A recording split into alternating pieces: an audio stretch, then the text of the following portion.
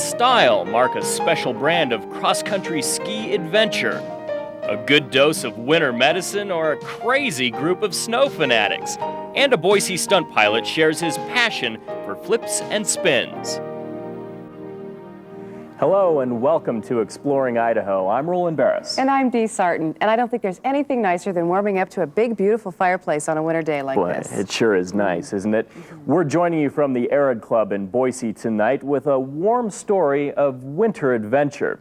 It's called Yurt Skiing, a rare cross-country skiing opportunity in Idaho that is becoming more accessible to the public.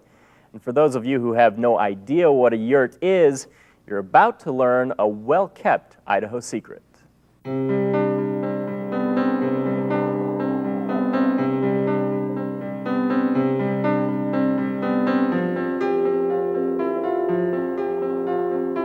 One of the few things that matches the startling beauty of Idaho's sunny winter days is the bone-chilling cold of winter nights.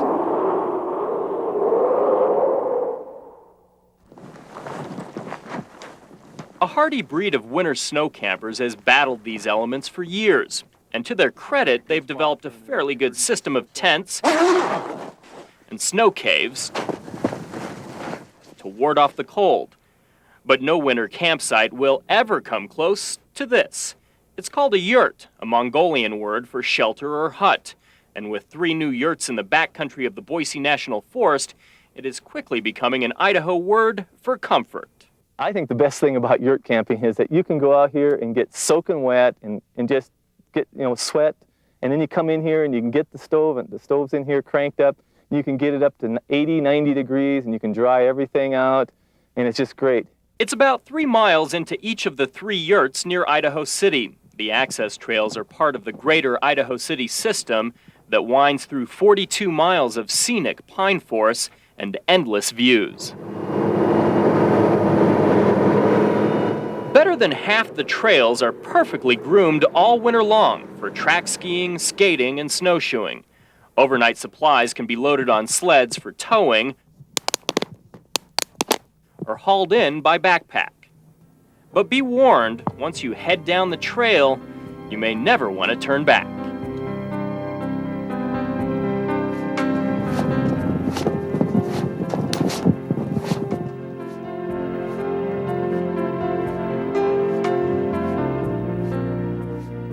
What a nice day. This is what it's all about. Beautiful sun on your face.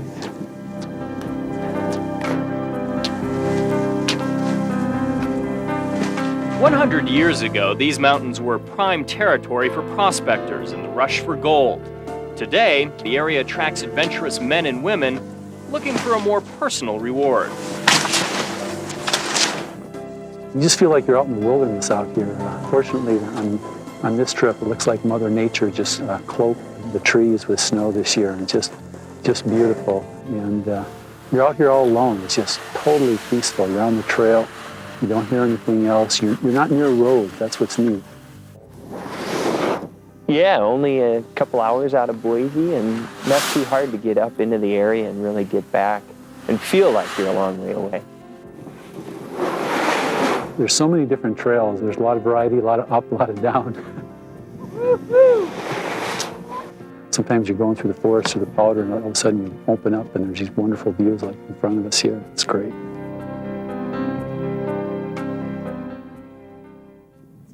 Kind of deep, Larry. It's really deep. Amazing. It looks like we had at least close to a foot of snow over last day. Leo Hennessy, Larry Mink, and Bo Carlson help make the yurts and these trails possible. Wow. Just amazed by this view every time. The project was pushed ahead by Leo's work at the Idaho State Department of Parks and Recreation. Guys, watch it here. It's kind of steep coming around the corner here. With the help of many volunteers, the yurts have opened the beauty of Idaho's wild winters to anyone who dares the adventure. All right, we're here finally. I'm getting hungry. I guess the reason that I think it's really important for people to have places like this is just to get away from the busy city life and come up here and just listen to the solitude and see the beautiful scenery. All right. I don't think people realize what's out here. And this is, a lot of people never get a chance to get this far away from a main road in the winter. And here's a chance to come up here and do it in pretty nice style. Great. Oh yeah, it's so cold in here. And talk about style, each yurt is outfitted with 6 padded bunks. A kitchen cabinet holds such conveniences as cooking pots, fry pans, a propane stove, and silverware. But here is the best feature, a wood stove that heats the inside of the yurt to a steamy 80 degrees, warm enough to thaw out the worst winter chill. These yurts are the Mongolian-style yurts, which are round and have a lattice wall with a cable around the top of the lattice wall, and with a ring at the top and a dome. And the domes do open, so we do have, if it gets too hot in there, you can vent them. And the yurt is completely insulated, wall, ceiling, and floor, so once you do get it warmed up, it stays quite warm. In the good snow, yeah! The favorite thing about this is the yurt experience. It's a whole combination of things, but it's good food, fun, having some people that you like come up here, and the great scenery. And what better time can you have? The Banner Summit yurts are available for rent all year long. In fact, during the summertime, all those trails become great for hiking or mountain biking. Beautiful either time of year. And Roland, I know you're aware of this. The Idaho City Yurt Trails are part of a greater state program called Park and Ski, probably one of the best ski bargains in the state. For the cost of one $15 permit, cross-country skiers can park a vehicle at any park and ski area in Idaho. And from there, you can enjoy well-groomed trails and a variety of terrain, all maintained by the park and ski permit fees. And there's all types of terrain ranging from a flat beginner country to high mountains for teleskiers. It's just all types of skiing are available on this park and ski system. This video is from Harriman State Park in eastern Idaho. Skiers here enjoy miles of groomed trails that cut through a winter preserve for wildlife.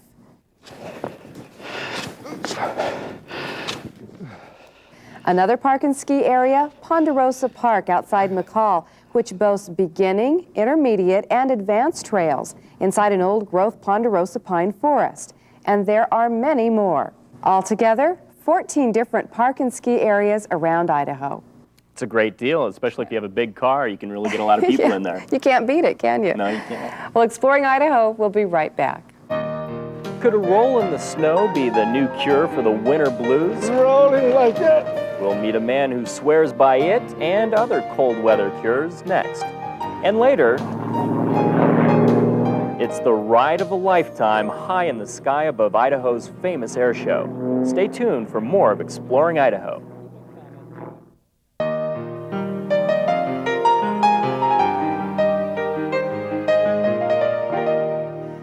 On a crisp, cold winter day, would you consider going for a swim? Well, probably not, but dozens of people slip into their swimsuits every winter and enjoy a dip in southern Idaho. Sounds a little bit crazy, but the people we talk to swear by it. They say a winter dip is good for the soul. Mountain peaks capped in snow, crisp, frosted trees, and streets covered in a layer of white. Cold winter scenes that conjure layers of warm clothes and cups of hot chocolate.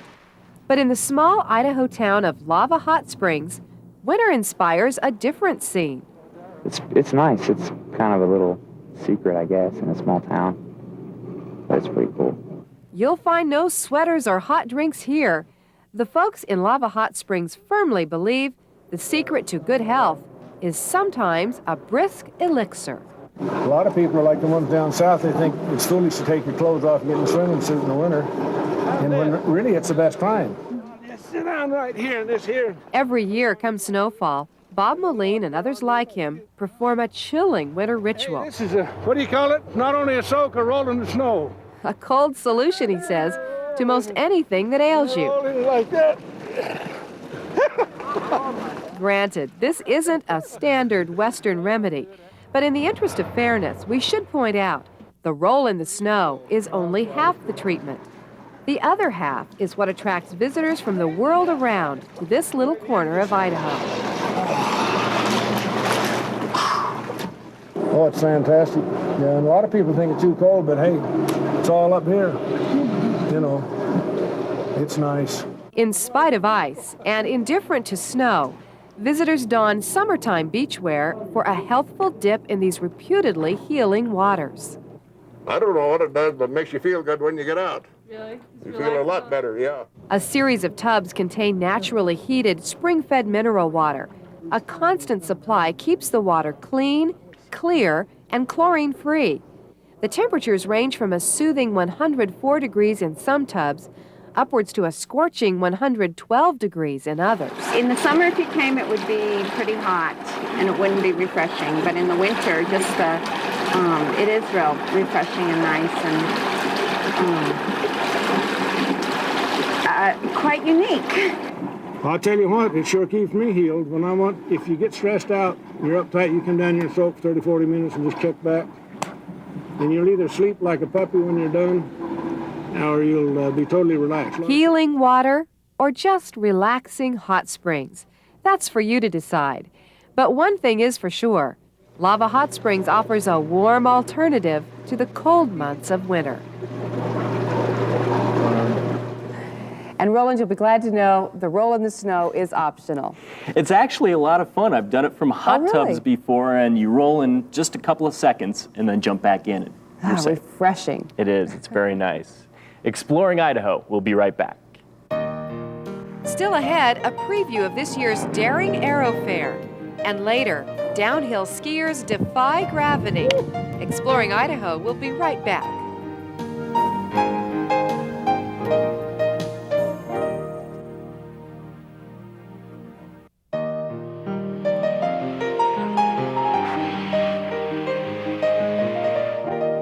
A new highlight in Idaho will soon dazzle thousands of spectators. It is called the Idaho Aerofair, and this June, stunt pilots from across the country will converge on a Boise airstrip to perform flips, spins, and unthinkable stunts in the air. Today, the organizer and the feature act of this event gives us a preview of what he affectionately calls a three-dimensional aerial ballet. Staying close to Mother Earth is a feeling of security for most of us, our feet always returning firmly to the ground. But for Greg Poe, the ground is just a necessary bridge to the sky. I'm very fortunate in that what I do for a living is also my passion. I absolutely love this. And if you were to come to me and say, okay, Greg, we're gonna wave a magic wand and you get to be anything, I would say, no changes, we're there, thank you. A pilot's license is available to just about anyone with the time and $1,000 or two in lessons. But Greg Poe is anything but your average pilot.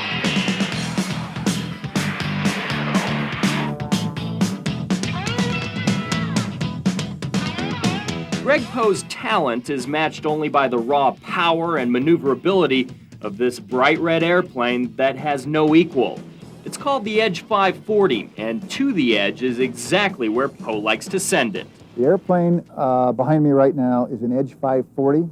It's built in Guthrie, Oklahoma, and what you are seeing is state-of-the-art airshow airplane. There is nothing on planet Earth that will outperform this airplane in terms of how fast it rolls, how quickly it will turn a corner, or how it will climb straight up.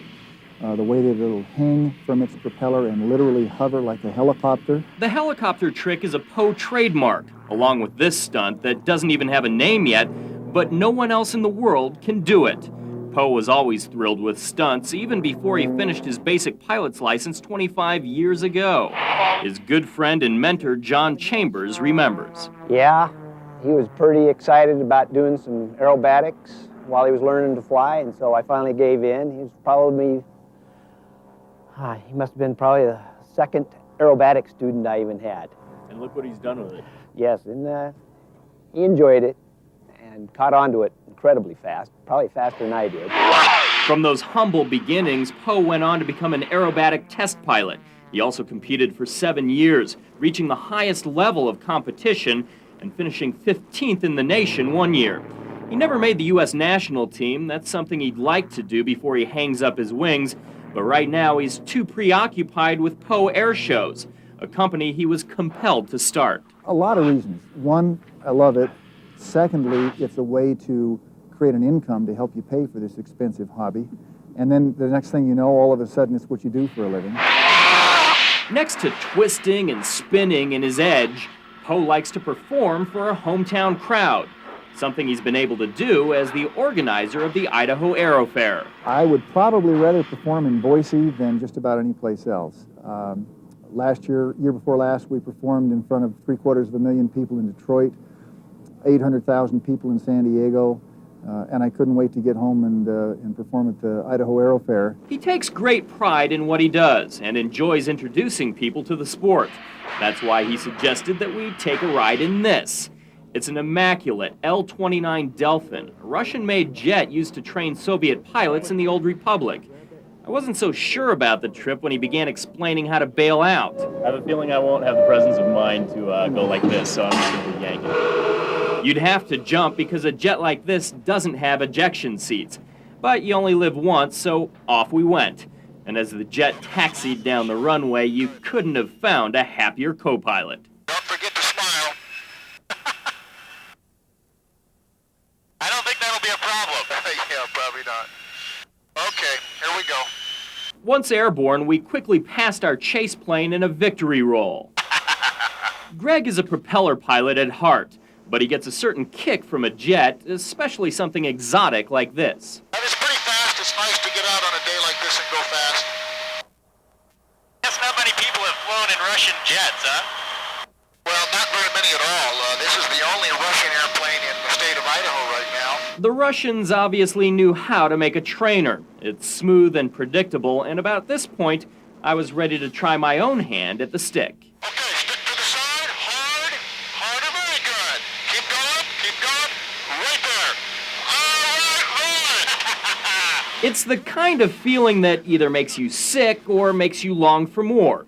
And as we taxied to a stop, there was no question how this reporter felt. Whew, that's some flight. Couldn't stop grinning.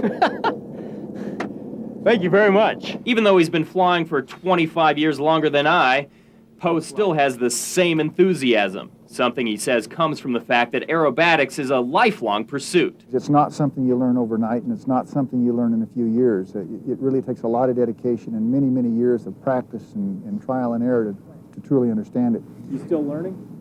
Absolutely. Absolutely. And when you ask me this question again in 10 years, I'll tell you I'm still learning. That's one of the things that's so enjoyable about it. There's so much to it. This year, Poe will dazzle 1 million spectators in Oshkosh, Wisconsin with what he's learned so far. Poe Air Shows will play 18 different cities this year, but when he's done, Poe will return to Idaho, to scenery he says can't be beat, no matter how he looks at it.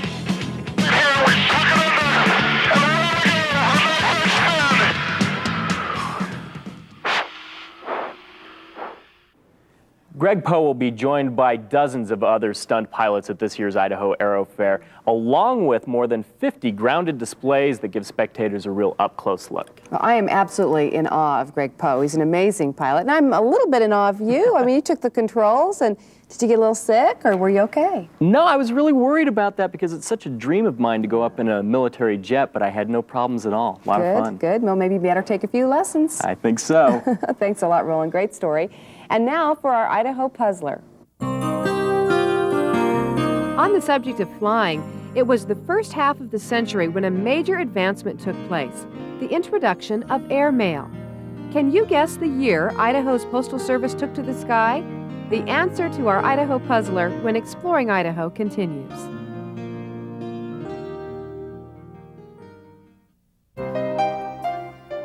If you would like more information on any of the stories you've seen in our show today, call for a copy of the Exploring Idaho Field Notes. The field notes contain valuable information on who to contact, where to go, and how to get there. Best of all, Exploring Idaho Field Notes are absolutely free. So pick up the phone and dial 1-800-443-2461 to receive your copy of this month's Exploring Idaho Field Notes. Be sure to request the current show number. Could you name the year Idaho formally adopted airmail? The U.S. Postal Service started national airmail in 1918. But Idaho's airmail route did not lift off until April of 1926. Varney Airlines carried the contract. Pilots flew open cockpit biplanes year-round, no matter what the weather. The first route from Pasco, Washington to Boise, then Elko, Nevada, eventually hooked up with national routes in San Francisco. If you think only bigger is better, then you may be surprised by a small ski area in southeast Idaho. Well, you really would be. Pebble Creek Ski Area has only a couple hundred acres of downhill terrain, but it boasts some of the most challenging runs in the state. So as we leave you this evening, we're going to show you the bumps and jumps at Pebble Creek. Thanks for watching. Good night.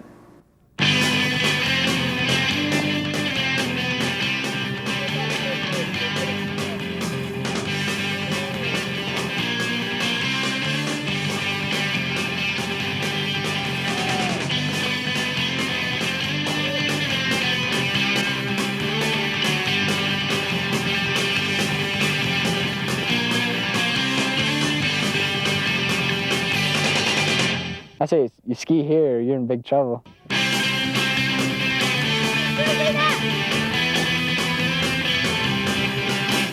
The most challenging place you could probably find. If you can ski Pebble, you can ski anywhere.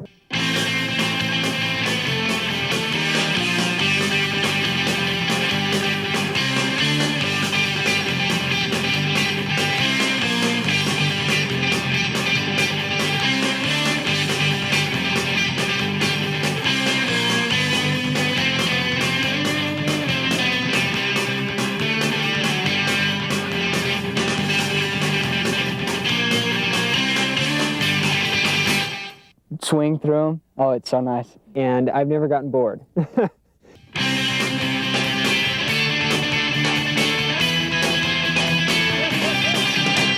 It's a great mountain. I mean, you can get tree skiing, you can get moguls.